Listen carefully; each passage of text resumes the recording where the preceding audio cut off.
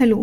मुलं कधी कोणत्या गोष्टींचा हट्ट करतील काही सांगता येत नाही. पण हट्ट खाण्याचा असेल तर प्रत्येक आई तो आनंदाने पूर्ण करते. आणि आधीला आज खायचं होतं बदाम शेक, तेही माझ्या हातचं मी बनवलेलं. मग काय घेतलं बनवायला. आणि हे शेवंतीचं रोप लावल्यापासून एक उत्सुकता होती की याला कोणत्या रंगाची फुलं होतील. तर ती उत्सुकता आज संपली. तर ह्या रंगाची तिला फुलं आली. किती छान ना. आणि हे शमीचं झाड पूर्णपणे सुकलं होतं. त्याला काढून दुसरं लावूयात म्हटलं तरी अशी काहीशी पालवी फुटलेली दिसली. आणि आज वातावरणात खूप जास्त गारवा जाणवत होता. सगळीकडे धुकं पसरली होती. आणि आज आधीने शाळेला चक्क दांडी मारली होती.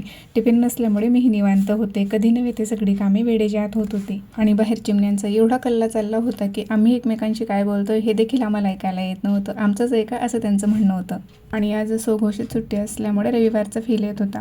वातावरण बघून वाटत होतं कुठेतरी बाहेर फिरायला जावं. इतक्यात अहोंच्या खिशातून चिल्लर खाली पडली. त्यासोबतच फिरायला जाण्याचं स्वप्नही खाली पडलेलं दिसलं. मग काय गप गुमानं टेरेसवर फिरायला गेलो. आणि दोघांनाही वाटलं आपलं वजन वाढलंय म्हणून तब्बल 2.25 मिनिटं 100च्या स्पीडने चाललो. आणि हजारो कॅलरीज बर्न करून घामाघूम होऊन आम्ही खाली आलो. आणि गुळाचा चहा हेल्दी असतो अशी मनाला भूल देऊन कपाच्या काठोकाठ चहा घेतला. सोबतच परंपरा ही जपली, दिवाळीचा उरलेला फराळ नाश्त्यात खाण्याची.